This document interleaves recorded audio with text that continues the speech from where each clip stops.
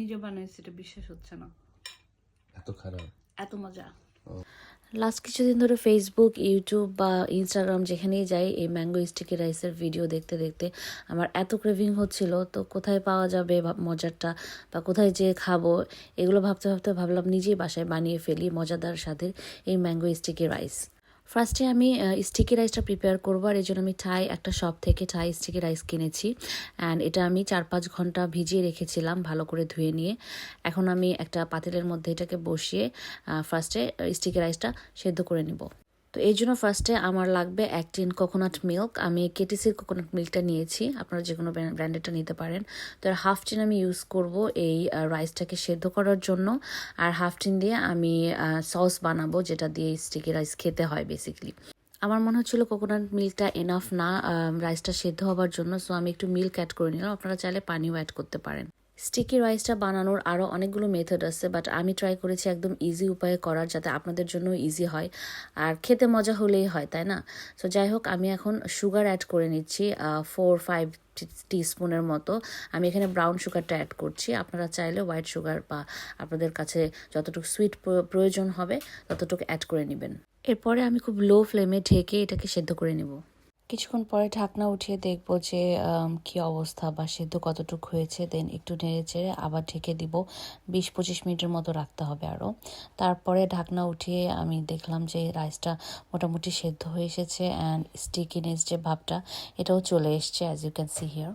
এরপরে রাইস দিয়ে খাওয়ার জন্য যে সসটা এটা আমি বানিয়ে নিব। তো ফার্স্টে আমি হাফ যে কোকোনাট মিল্ক রেখেছিলাম ওইটা অ্যাড করে নিচ্ছি। দেন আমি এই ডাবল ক্রিমটা অ্যাড করছি, ফুল ক্রিম। এটা আমি 1 কাপের মতো ইউজ করব। এটা অপশনাল, বাট আমার মনে হচ্ছিলো এটাতে মজা লাগবে, এই জন্য আমি অ্যাড করেছি। দেন আমি কিছু কনডেন্স মিল্ক অ্যাড করে নিব। এটা সুইটনেসও বাড়াবে অ্যান্ড খেতেও আরও টেস্টি হবে। আমার মনে হচ্ছিল যে আরেকটু সুইট দরকার, এজন্য আমি 2 টেবিল স্পুন আরও সুগার অ্যাড করে নিচ্ছি, ব্রাউন সুগার অ্যাড করছি আমি।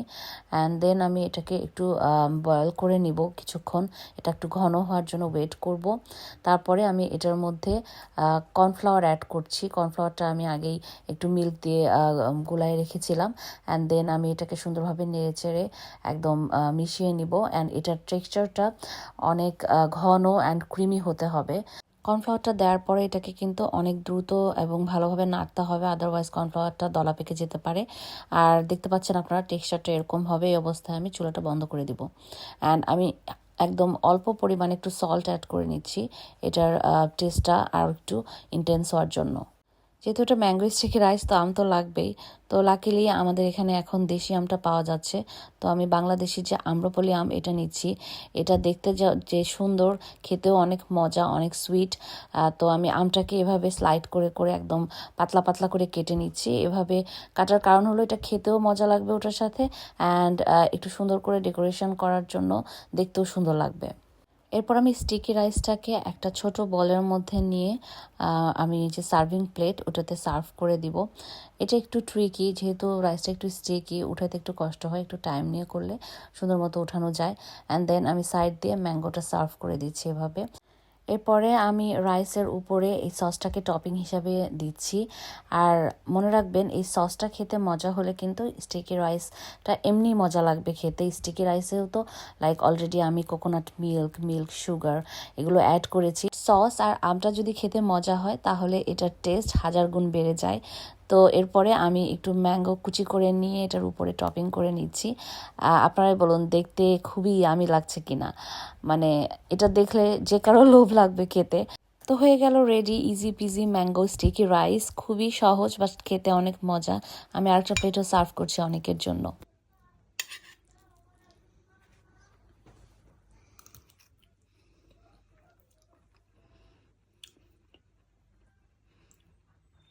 ভালো নাই অনেক মজা হয়েছে। তখন ফেসে কোনো এক্সপ্রেশন আমি আবার খাই, আমি একবার খেয়ে বুঝি না তো, দাঁড়াও। ম্যাঙ্গো দিয়ে নে, আর ওই সসটা আরেকটু লাগবে। So let me try again.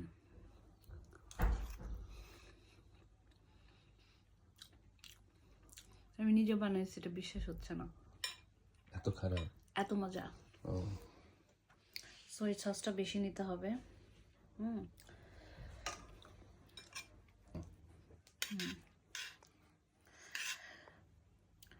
So এটা যে এই সসটা এটা মজা না হলে আসলে ভালো লাগবে না খেতে। ফার্স্ট টাইম করছি, লাইক মানে বাংলাদেশি পায়েস আছে না, ওরকম একটা টেস্ট আসে।